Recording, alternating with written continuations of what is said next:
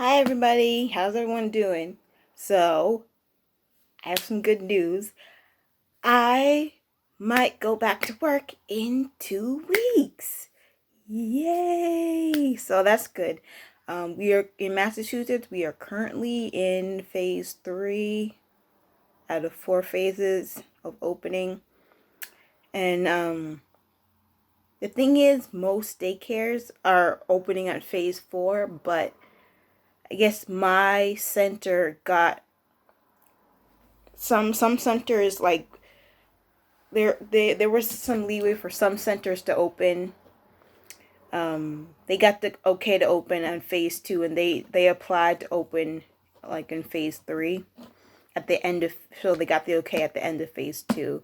So I guess we have some different precautions that we're taking than a lot of other daycare, so that's why we get to open early. So I'll be going back to work. Now I really don't feel like going back to work. And I'll also be turning 27 in 2 weeks. So yeah, it's pretty cool. So, I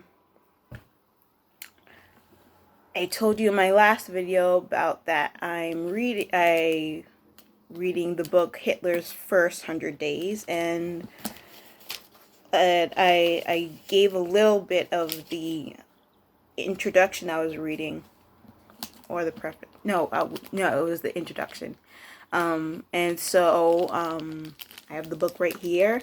I finished it I think on Sunday. Today's Tuesday, and it would start out a little slow because the introduction was just a little slow for me. But then after a while, I started reading. So I mean, it's hard to put down. It is, and I mean, obviously, you know, if you've read any book and you're interested in that book and you read it, you understand why it's so hard to put down any genre. Like, and I'm just someone a person who loves reading history books. Yeah, I couldn't put it down. It was really good, and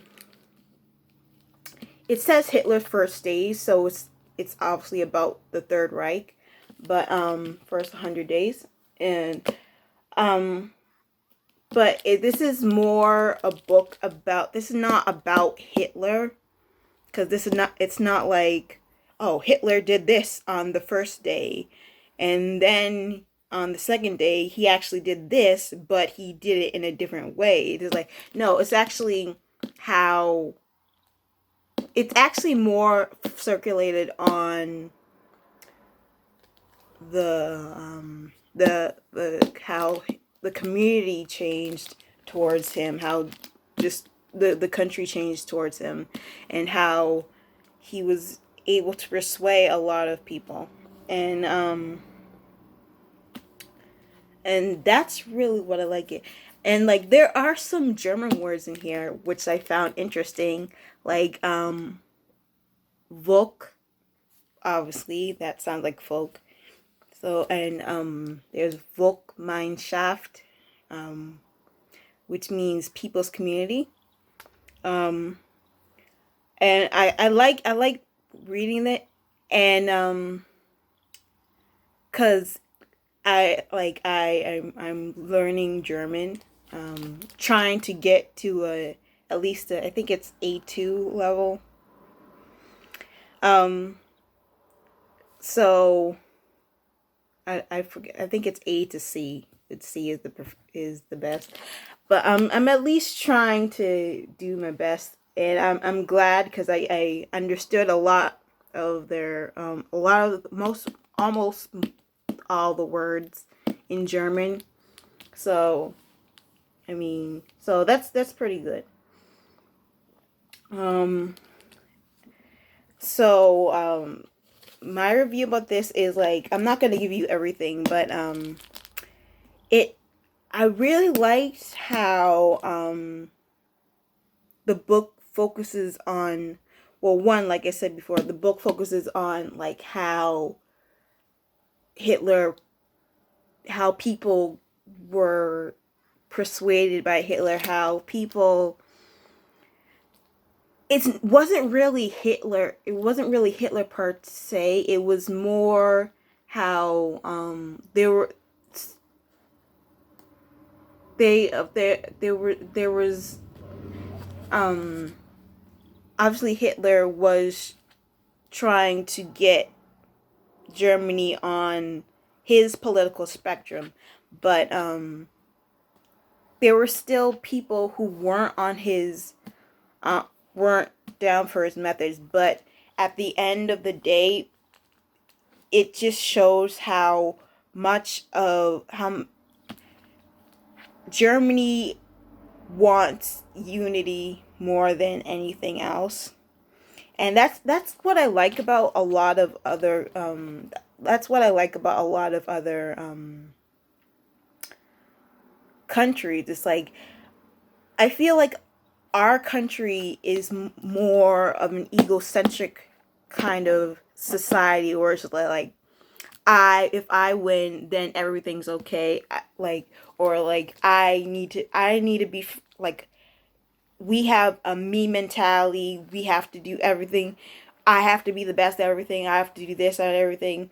And it's just like, but like I feel like for other places, um, we're just like, if you don't focus on the state, then the state is not going to focus on you, and then you can't succeed in the state. So that's why, so they're not just thinking about themselves.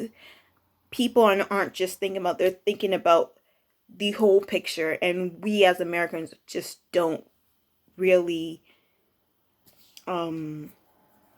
see the world that way. And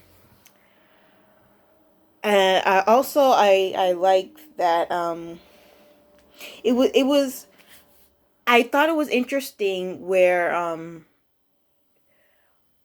during while everyone was transitioning from like communism to Nazism, um it was more like it was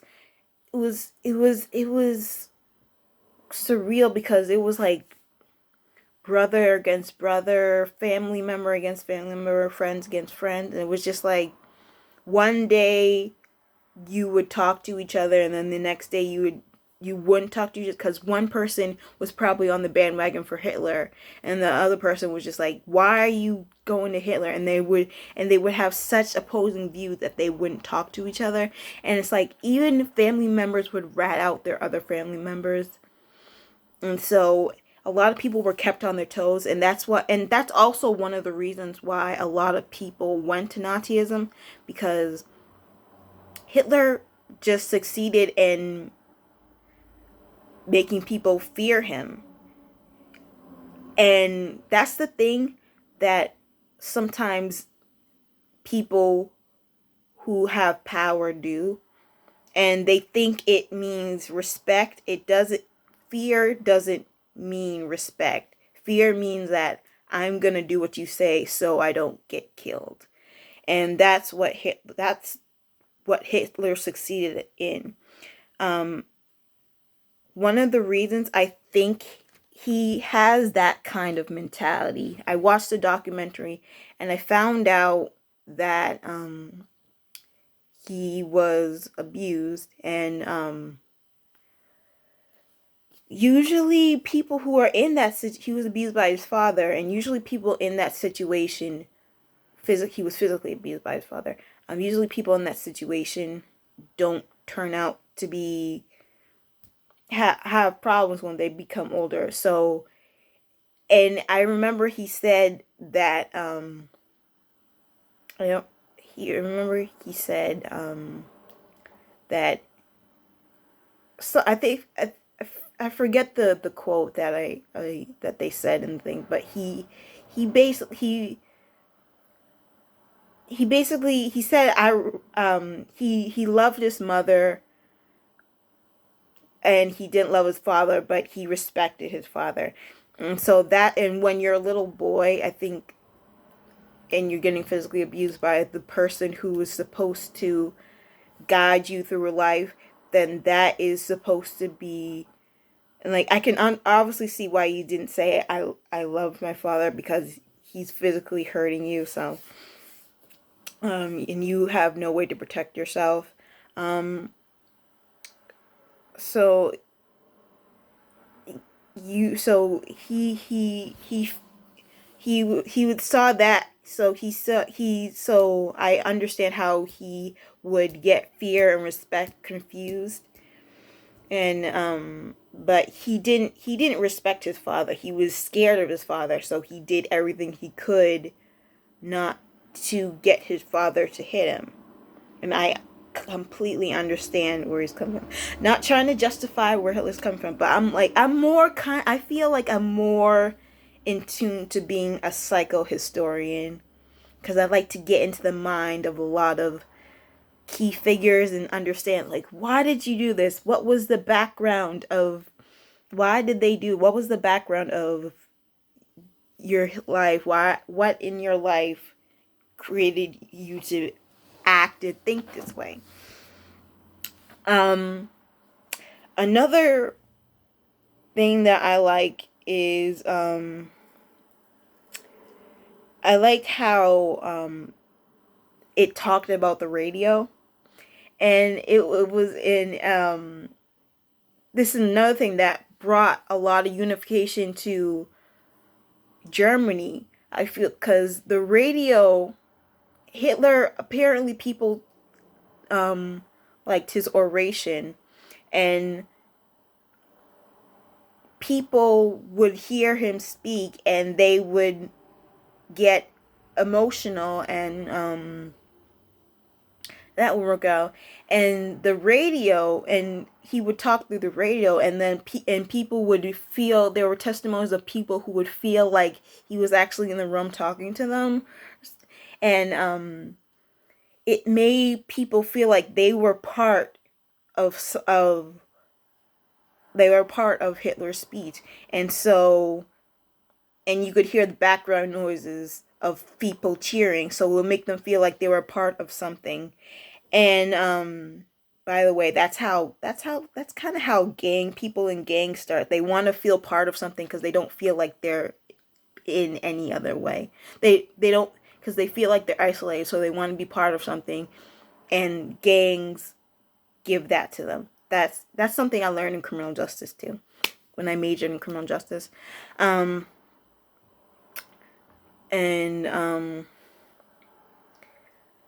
I feel like it it and also I feel like when they would hear Hitler speaking, they understood that this is you're in a you feel like you're in a surreal state when he's speaking. I felt like from the testimony, I felt like they felt good about themselves, and I felt, and it perpetuated people buying radios, because I think like there was like a few percentage of people who had radio, and and then when Hitler started speaking, Hitler became chancellor, like almost everyone, like probably 1 in 3 people had radios. So that was, or probably 2 out of 3 people had radios, I forget in statistics. That's why you gotta read the book. So and also, and it also perpetuated like people getting electricity, because you don't want to have a radio with no electricity. And and then that's just how stuff happened. I mean, I feel, and I they all in it was nice, because it was also comparing Hitler's Hitler's reign and FDR's reign. To Franklin Delano Roosevelt, if you guys don't know. Hopefully you do know. But if you don't, it's fine. But now you know. For FDR stands for Franklin Delano Roosevelt. So, comparing them side by side, and it's just like how Hitler talked on the radio to how FDR talked on the radio. And it was just, because they were talking to two completely different audiences. Hitler was talking to an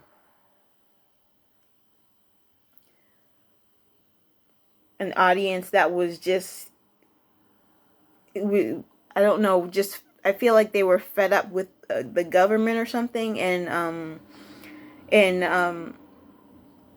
FDR was talking to, obviously this was during the Great Depression, so FDR was talking to the audience that had basically lost hope in everything, because they didn't know what was going to happen. They didn't know when their next meal was going to come. They lost hope in everything. They had so much despair. And he was just talking to them, and FDR was talking to them as if he was he was part of their struggle. He related to them very well, and then he helped give them hope. So that's what I liked about that. And it's just Hitler also he affected France a lot too, because France was, in 1934, France was second to the taking in immigrants, as many immigrants as United States. But at a certain point, since they found out that Germany was not making Jews as popular as they were, France was more inclined to be like,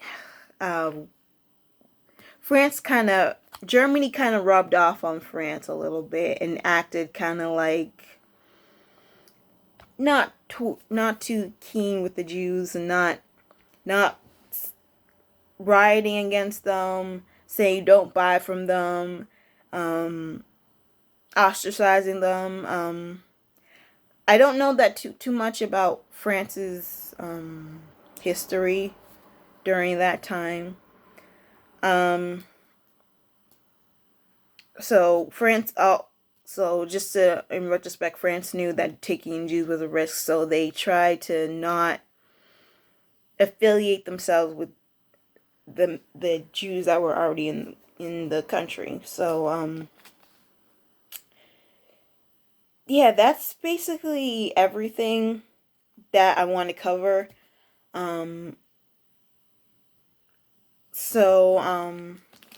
Yeah, Hitler's First 100 Days.